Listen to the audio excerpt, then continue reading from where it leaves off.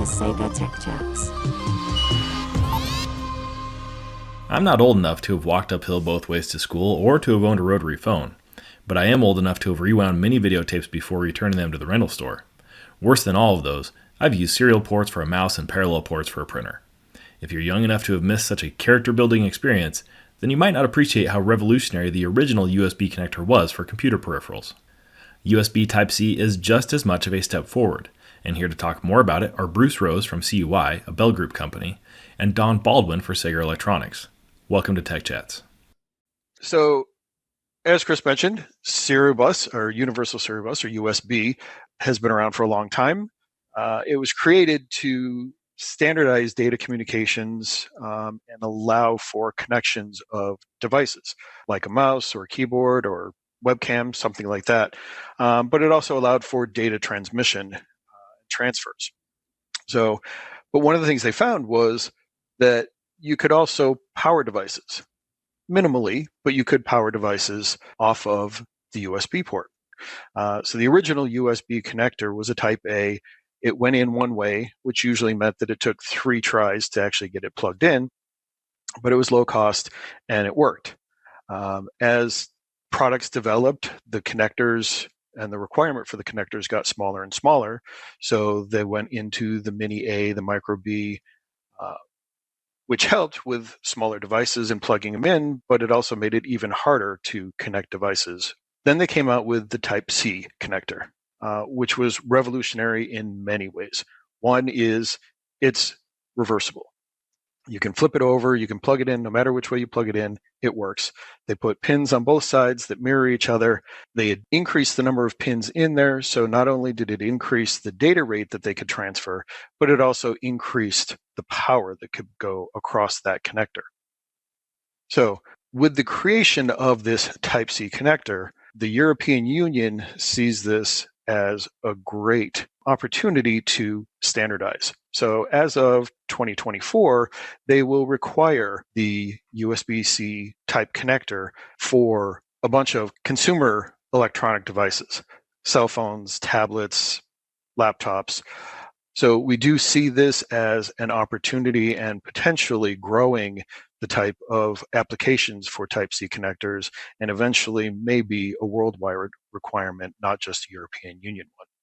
The question now becomes, how do we use this to power devices?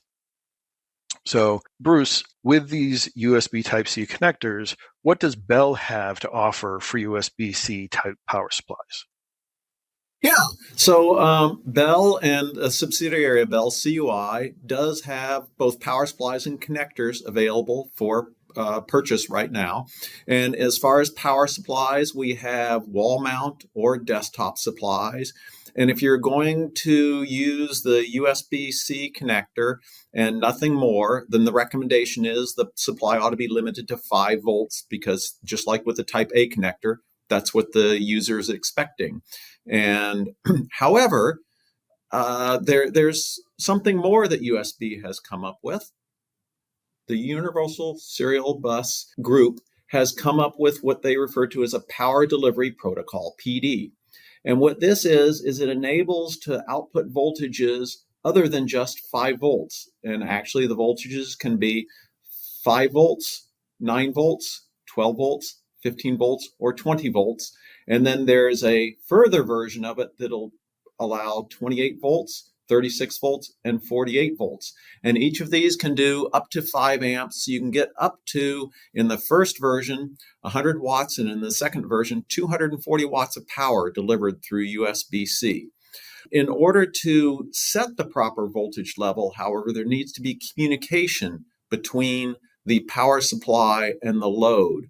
And so that's something that's rather new. Now, the advantage of this is it eliminates this power supply clutter. I know I do, and I assume most other people do, have a drawer somewhere chocked full of power adapters that came from old products, and you always think that they'll use it on some new product, but it never works quite properly. So as I mentioned, that the thing that's different when you start implementing USB power delivery, USB PD, is that there needs to be communication between the source and the load. It's very important. It's how how the source and the load negotiate what the output power level, voltage level will be: 5, 9, 12, 15, or 20 volts, or in the second version, 28, 36, or 48 volts. And again, all these can do a load current up to 5 amps.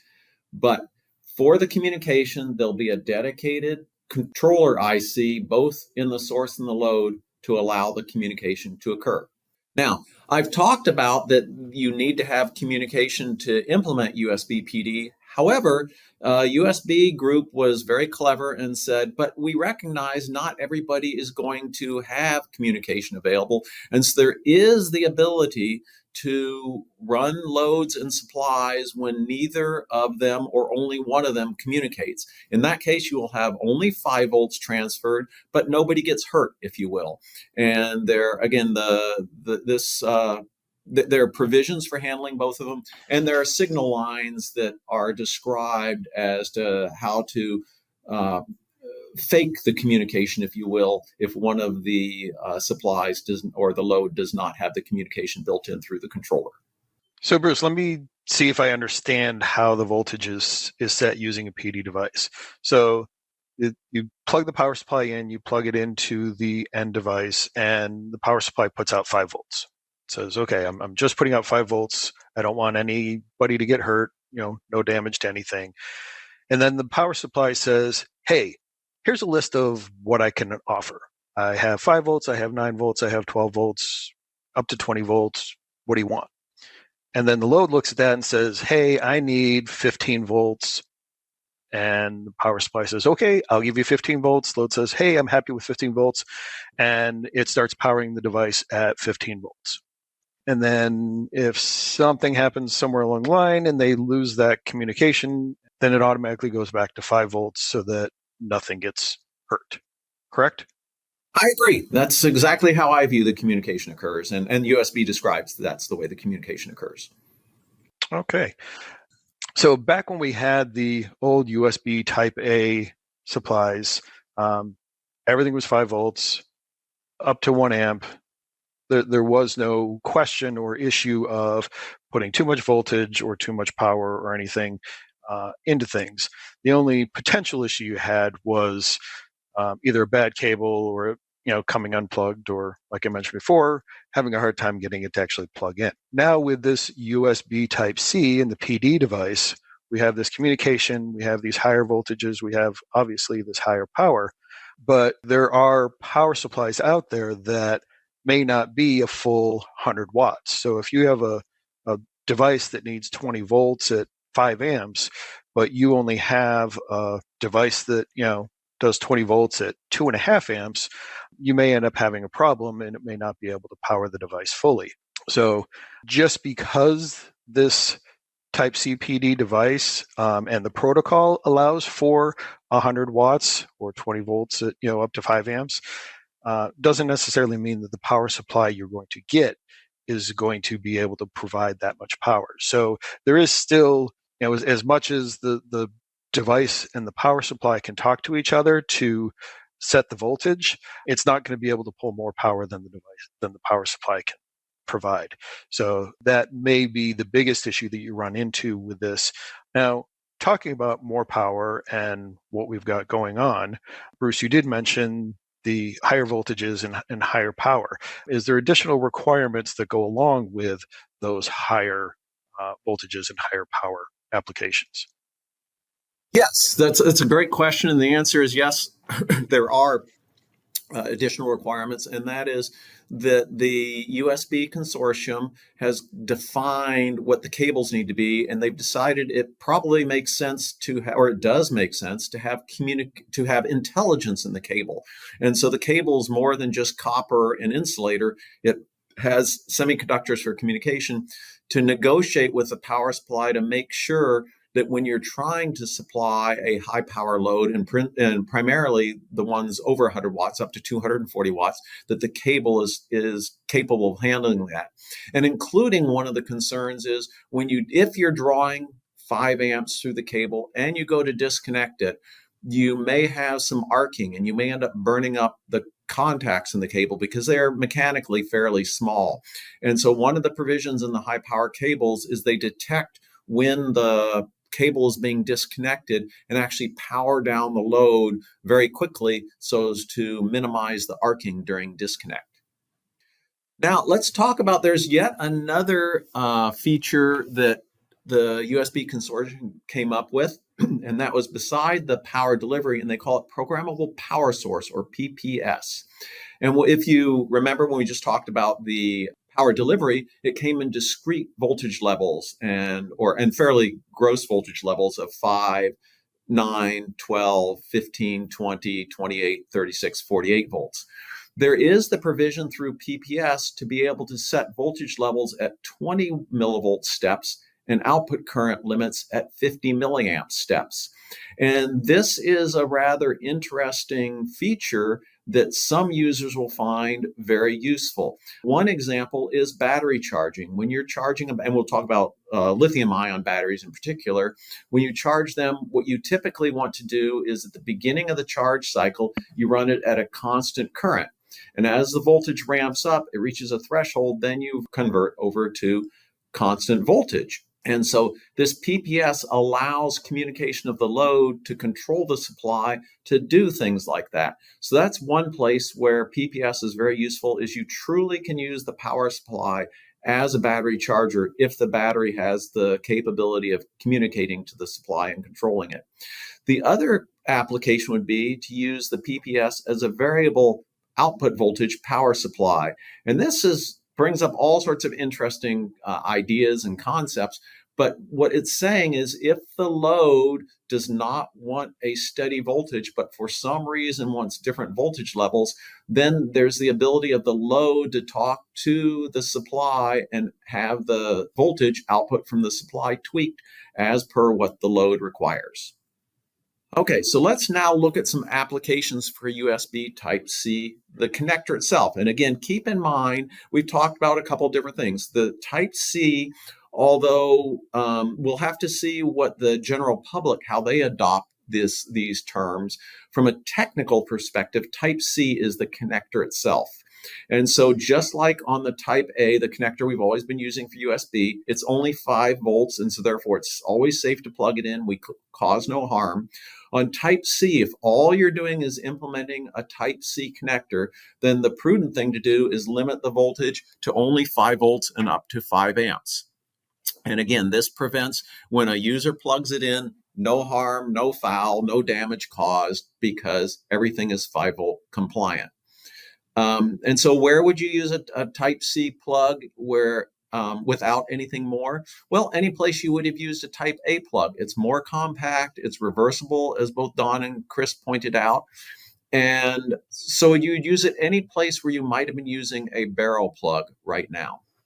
So now we've talked about just the USB-C physical plug, but if you, in addition, you choose to use USB power delivery and say, okay, I want the voltages available to 5, 9, 12, 15, 20, 28, 36, 48 volts, then with the communication through PD and the connector, the USB-C connector, this can be established between the source and the load. And again, with the first version, it's up to only 100 watts. When you get above 20 volts, the 28, 36, 48 volts, you can deliver up to 240 volts. Where could this be used? Again, any place a USB plug is used today, it can be used because it can deliver 5 volts and it can deliver 5 amps, which is up to 5 amps, which is more than the USB Type A plug could deliver. And a real quick diversion here.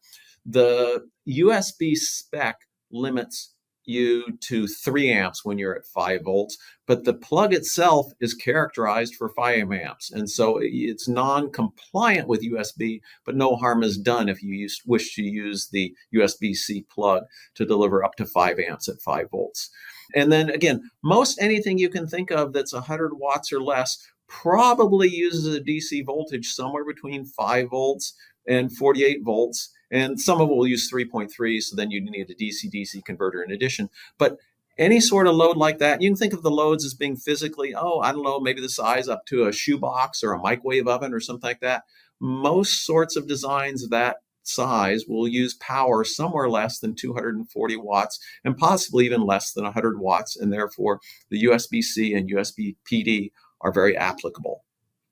Okay, so now we've talked about USB-C connector. We've talked about USB PD if you only want certain discrete voltage levels. If you need a finer granularity, the PPS, the programmable power supply, is available. And again, this produces a voltage from 3.3 to 21 volts. And a minute ago, I mentioned that if you need 3.3, maybe you need a DC-DC converter, or you could use PPS and get the 3.3 volts you need up to 5 amps. The first place where people tend to think of using this is a battery charger. So you don't need yet another circuit to convert the fixed output voltage from a USB PD to the required battery voltage and current. The PPS with the proper control signals from the load will take care of that. Or if you have a load with a non-standard output voltage required, that voltage can be either dynamically adjusted or set and left. And so, again, applications, battery chargers come to mind. As far as setting the output voltage, one example would be if you have a external power supply with a long DC output power cord, and you end up with IR drop down the power cord. The current times the resistance of the power cord causes a voltage drop. You could have an intelligent load that monitors what voltage is coming to it, and it can signal back to the power supply so that the voltage at the power supply is stepped up to compensate for the voltage in the cable drop. That's a very common application we see these days. And then also one can envision that there may be some loads that, depending upon the status of what's happening with the load, they want a different power supply voltage. And so it would communicate to the PPS to deliver different power supply voltages depending on what's going on at the load. All right. Thank you, Bruce. That is great information on the USB Type-C connector, on the PD device, and PPS. We hope that this was informative for everybody. We thank you for taking the time, and we look forward to supporting you from Bell and from Sager Power Systems. Thank you both. Once again, that's Bruce Rose from Bell Group's CUI and Don Baldwin for Sager. If you'd like to learn more about Bell's USB Type-C connectors and power supplies, click the links in the description or visit Sager.com. And subscribe to our channel to make sure you catch the next episode of Sager Tech Chats.